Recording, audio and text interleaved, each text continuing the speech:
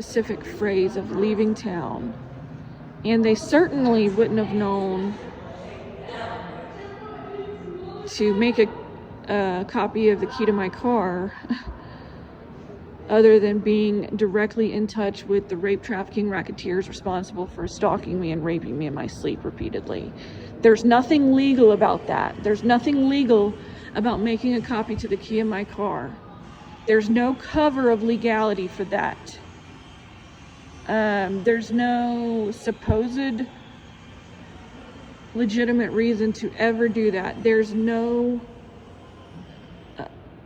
plausible deniability on behalf of this private investigative firm to have made a copy to the key of my car. Now, this is, again, we go back to, I've been many degrees removed from this the entire time, but I've been responsible for my own safety. So I've been left to have to determine what the truth is on my own with very little information. I know for a fact that he made a copy to the key of my car. Why? Because it would be easier for them to they thought I was going to leave my grandparents, the organized criminal syndicate responsible for stalking me and repeatedly raping me in my sleep, they knew I was going to leave my grandparents because they had been stalking me in my phone communications. But,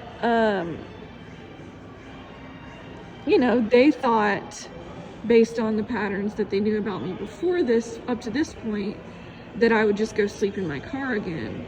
And from their perspective, if they have a copy of my key, it makes it easier for them to break in to rape me in my sleep rather than having to use the Vaseline or whatever method they used to break in on April 18th. This also confirms the connectedness of all these events in all these different states.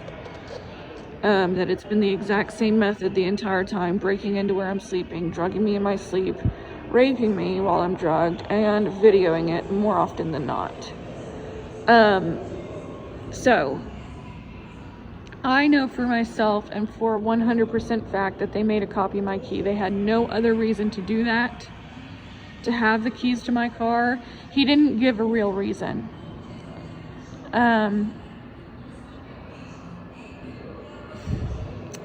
I was frustrated. He still made me pay the $500.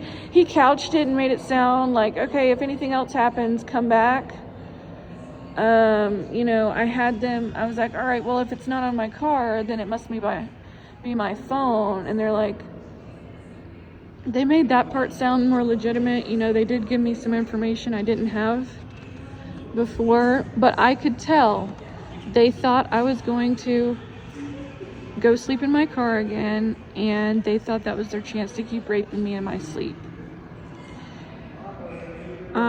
I left, after this happened, all these events at this private investigative firm in early June, I pulled the guy aside, and I said, the guy who owns the place, and I said, hey, do you have any female family members?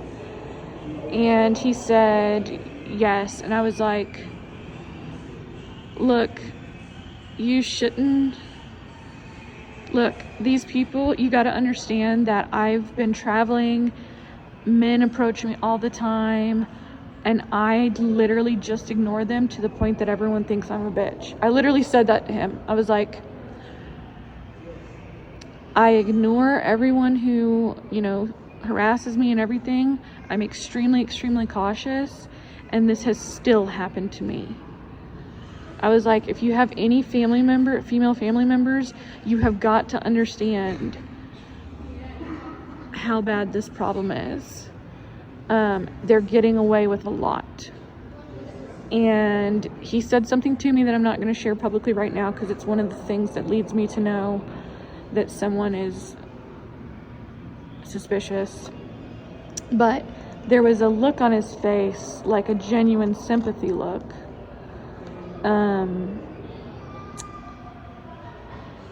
And he said, well, I'm a former police officer, so that's not going to happen. I was like, yeah, well, I thought it wasn't going to happen to me either. I can't remember if I said that to him.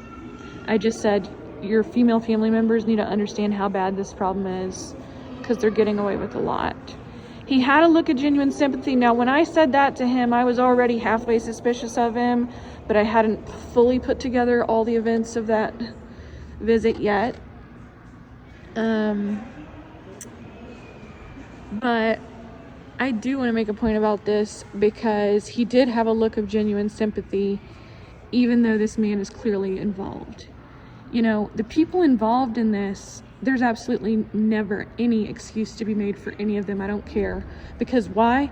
Because I haven't taken not even one step in their direction. Not for one moment have I done their bidding and not opposed them with everything fully in my power to do so, while still maintaining my own safety. So I have absolutely zero sympathy for anyone who has done their bidding, or especially accepted money to do their bidding, which I think is definitely the case with this guy. But with that being said, when you're this surrounded by people doing their bidding,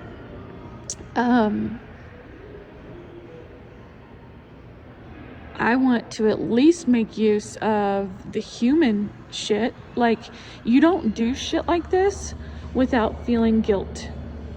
There's just no way. You know, I'm sure some Factor 1 psychopaths do, but those are only the people at the very top of this, pretty much.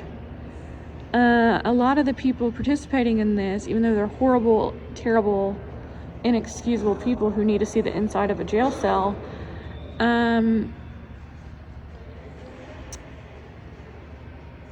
this is going to build up and wear on them. And yeah, so I did say that to him before I left. I made the choice to say that to him because up to this point, once I was suspicious of people, I had just taken every opportunity to try to move away from them as quickly as possible, understandably.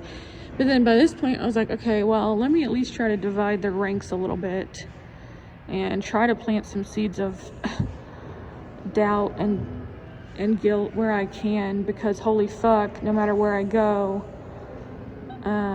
it's getting back to my slave catchers. I walked out of that private investigative firm, and one point I do want to make clear is that this was definitely a PI firm. It had the sign, it had the building, you know, you can look them up on Google, all that stuff, but that doesn't change whose bidding they're doing. I walked out of there and I sat in my car for like 3 minutes and I put everything together about every suspicious bit of this. And I was like, holy fuck, like,